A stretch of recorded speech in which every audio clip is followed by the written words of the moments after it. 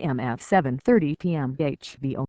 See what's on Vice News Tonight on email address. Subscribe. Vice News Tonight returns January 3rd on HBO. Topics: Money Trump Tracker Video. Featured correspondents: Surush Alvi, Elspeth Reeve, Matt Phillips. Vice News Tonight returns January 3rd on HBO. Marijuana Red More. Pod Power Plane. 2016 paved the way for legal weed in Canada. The real test will come in 2017. 2016 paved the way for legal weed in Canada. The real test will come in 2017. Read more. 2016 paved the way for legal weed in Canada. The real test comes in 2017. By Rachel Brown on December 28, 2016. Marijuana advocates were jubilant last November in the days after Justin Trudeau became Prime Minister with a promise to legalize, regulate and restrict the drug. "We're dancing in the streets," said Don Breer, one of Canada's most notorious marijuana entrepreneurs, at the time. But the road toward legalization hasn't been smooth. And as the country gears up for the next crucial juncture, legislation that will legalize recreational marijuana expected this spring, momentous changes that have already occurred this year provide clues for what's to come, and who will be left out. New weed order. In the first week of 2016, the Liberals tapped Toronto's former Chief of Police, Bill Blair, to lead the government's marijuana legalization file. Blair, who retired in 2015 and successfully ran for federal office, was known for opposing any easing of Canada's drug laws and was vilified for his role in the mass arrest of protesters during the 2010 Grams 20 summit. While the Conservatives praised the appointment, marijuana advocates were shaken. "I worry that the police chief will have a prohibition-based bias," longtime cannabis activist Jody Emery told Vice News following the announcement. "I hope he will bear in mind that many people have paid with their lives and their time, and have been arrested and gone to prison."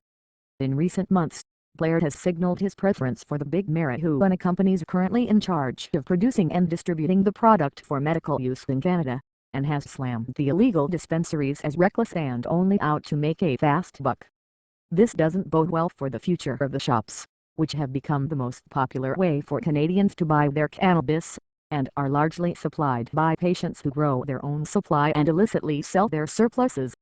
But just as those on the front lines of cannabis activism were feeling dejected, the BC Federal Court issued a landmark decision in February that ruled Canadian medical patients had the right to grow their own supply. The decision struck down existing rules that only allowed patients to purchase their supply from one of the federally licensed producers (LPS). It forced Health Canada to scrap its marijuana for medical purposes at MMPR and rewrite its regulations. In August, it introduced the Access to Cannabis for Medical Purposes Regulations (ACMPR) that allows patients to grow a restricted number of plants for their own use, and laid the groundwork for any future recreational market. Big Pot gets bigger. More than 35 companies hold licenses from Health Canada to cultivate and distribute marijuana to the 70,000 or so people with prescriptions for it. With a limited market and complex and costly government regulations to abide by, it's a struggle for them to turn a profit. Even so, the biggest players like Aurora and Canopy Growth Corporation, better known by its subsidiary Tweed that's recently partnered with rapper Snoop Dogg, have nevertheless been gearing up to dominate the recreational market, at home and abroad, confident they will be sanctioned to play an integral role in the future supply chain. Both companies, for instance, expanded to giant new growing facilities, to serve numbers well beyond the current pool of medical patients. The number of licensed producers also entered medical cannabis markets abroad, from Croatia and Germany to Australia. Canopy further solidified its reputation as Canada's pod powerhouse after it started trading on the Toronto Stock Exchange (TSX) this summer, the first time the marijuana company had been listed on a major North American exchange.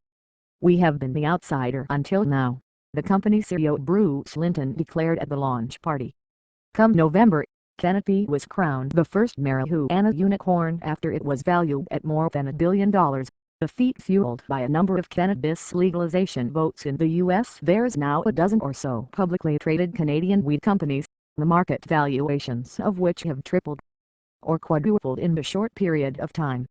Weed stocks got so hot later in the month that 6 of those companies had their trading halted after a massive price surge tripped a circuit breaker. Task Force Among the year's most anticipated weed moments was the findings by the government's Special Task Force on Legalization, released earlier this month. The force outlines dozens of recommendations in the 112-page report that was widely praised as progressive and realistic. "We are the largest developed nation to ever move on legalization," the task force's chair Ann McClellan, the former Liberal cabinet minister who once described marijuana as a dangerous substance in 2005, told reporters.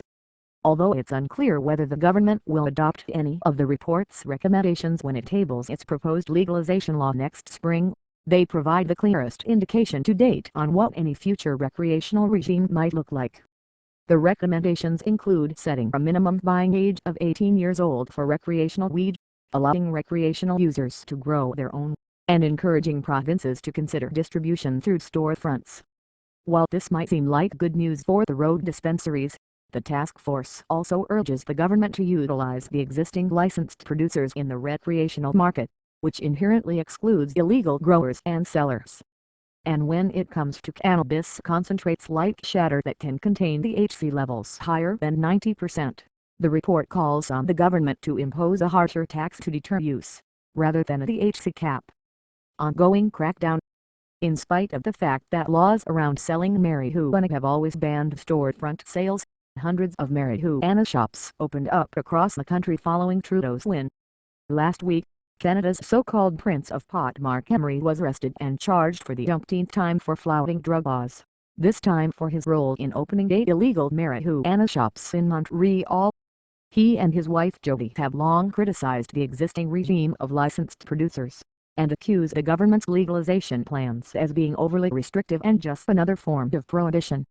There are a number of loud activists who will resist virtually every level of regulation, Toronto-based cannabis lawyer Trina Fraser told Vice News. And if somebody wants to get into the new legal system, and they have criminal records, they might be excluded and never allowed in. Cover photo by Graham Hughes / The Canadian Press. MF 7:30 p.m. HBO.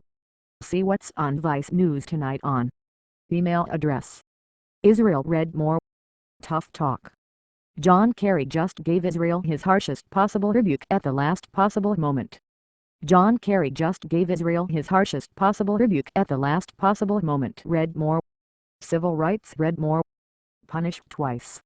Prisons basically ignore the Americans with Disabilities Act, leaving a third of inmates facing abuse and neglect. Prisons basically ignore the Americans with Disabilities Act, leaving a third of inmates facing abuse and neglect. Read more. Donald Trump read more.